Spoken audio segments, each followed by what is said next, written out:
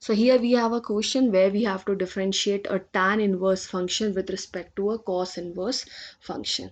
That means how does this changes with a small change in this. We know we can actually differentiate the tan inverse function with respect to x and cos inverse function with respect to x separately, and by using their derivatives we can actually find out the derivative of tan inverse with respect to cos inverse function. Okay, so what should we target? We should target differentiating this with respect to x.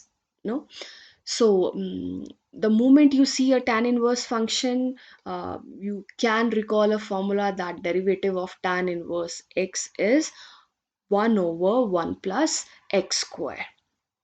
So should we start solving it by that? Yes, of course you can, but need to be little careful with the calculations. Okay, see, no method is wrong. If you start doing the sum like this, means like using this formula here, you have to be very careful with the calculations, because more the calculation involved in a particular method, very very very chances to get it wrong. Okay, so are we ready? Because it's not a simple x. Here the argument is a big complex composite function in a way. Okay, so mm, so you have to do it 1 over 1 plus this square also, and then you have to differentiate this function. Okay, and to differentiate this function is also a tedious task. Okay, so in such situation I would strongly recommend that simplify this first and not use this formula. So, how to simplify this? When I look any question with roots, okay, I can means I recall the things from evaluating limits, where to sort out the limits involving roots we used to rationalize in a way. Means we used to multiply and divide this fraction with the conjugate of the denominator. We may call it a conjugate, no? So somewhat like this. I just multiplied numerator and denominator by conjugate of this, means a thing means an expression with a negative sign, and when you'll sort it out you'll got this. So initially you had this, now you have this. Okay, so I suppose this is pretty much simpler. Okay, and what did I do here? I have just let it this as y. Okay, and this can be let something else. And how do we proceed further? Let's see. So now simply again we have the simplified form. We can differentiate this with respect to x, okay, and this respect to x, and we can sort out the sum further. Now we had our tan inverse function, let it be y, and let our cos inverse function be t. Now as per question, what do we have to do? We have to find out dy by dt, because we have to differentiate this with respect to this. So we have to find out how does the y function, that means tan inverse function, changes with a small change in cos inverse function, that means t function. So dy by dt is to be calculated, which is actually equals to this dy by dx into dx over dt, which is dy by dx dot 1 over, we can bring it to the denominator and somewhat like this. Okay, so when we have to differentiate this with respect to this, so we actually have to divide the derivative of y by the derivative of t. Okay, so now let's differentiate a first equation with respect to x. On differentiating, we actually have to go through this, because this is 1 over 1 plus x square, and your x is served by this. Okay, so when you'll sort it out, you'll get to know this is again not very simpler. You can see the calculation, and they're not ending here, uh, they are ending here. So this is the answer.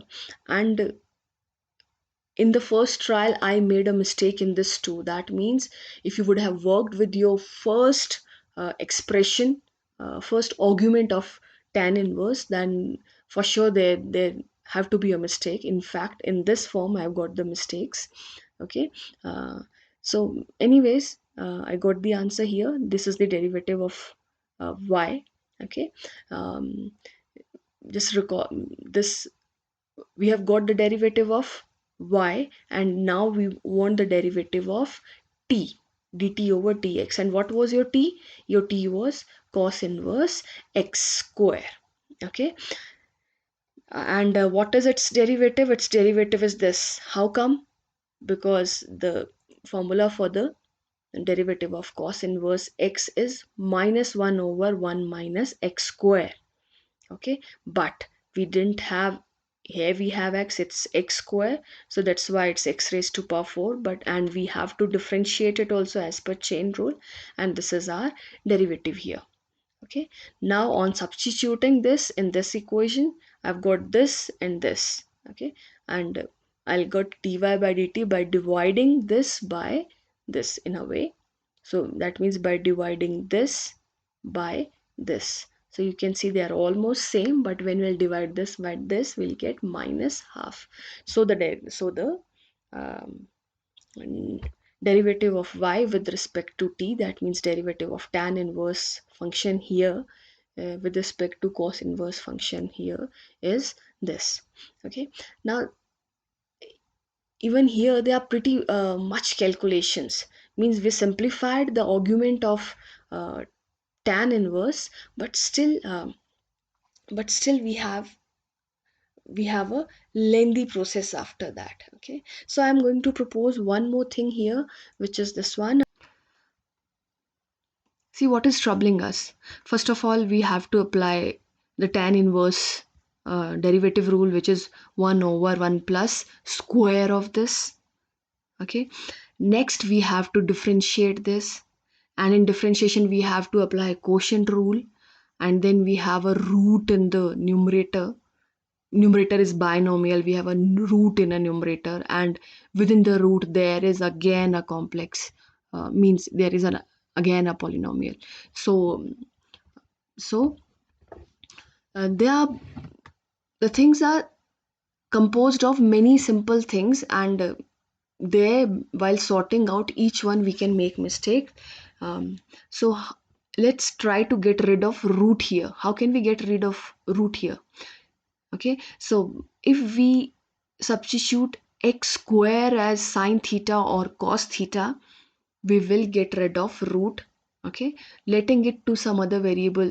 See, we used to do it whenever we had a biquadratic expression, just like y raised to power 4 minus 3x square plus 2. Just sorting them out, we used to let x square as t. No, because from biquadratic to you get quadratic first, and then after resubstitution we can sort out further.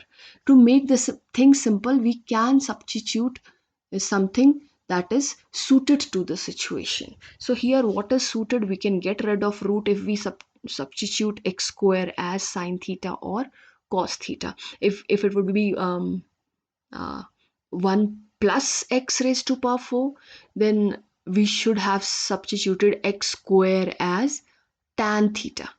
Okay, then we would have got 1 plus tan square theta, which is secant square theta.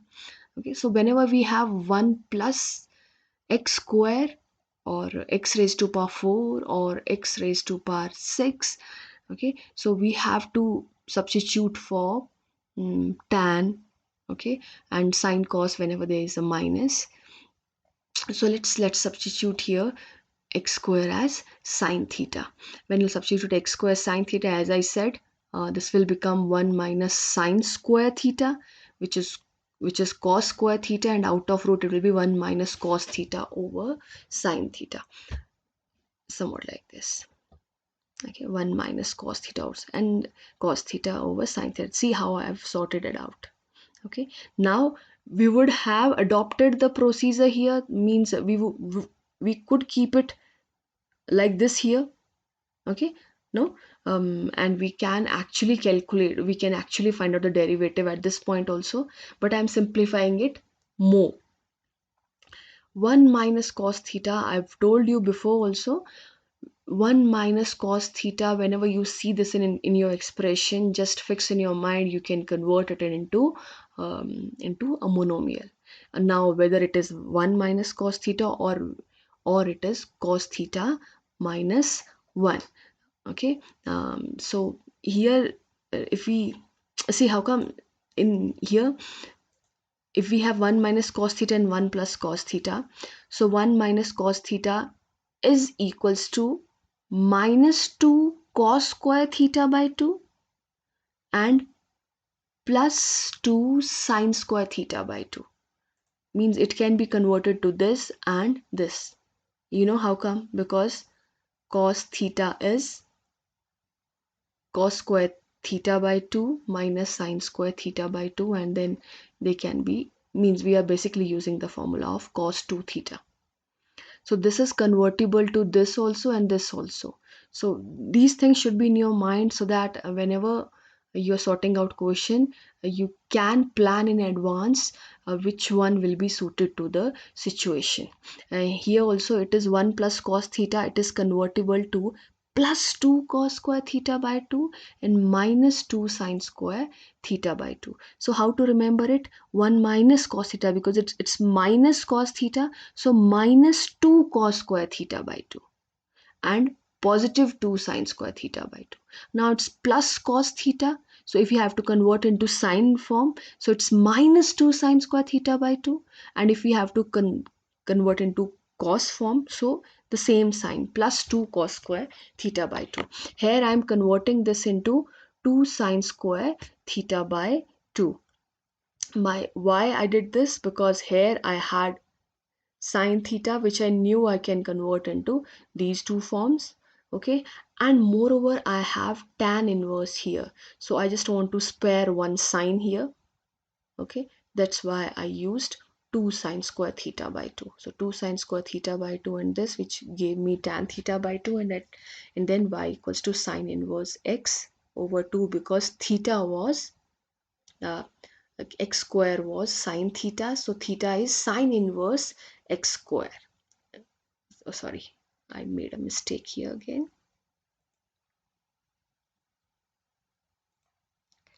So this is gonna be, okay,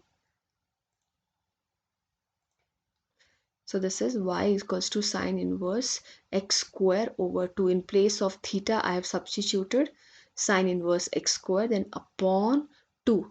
Now it's pretty much simpler and I can differentiate it.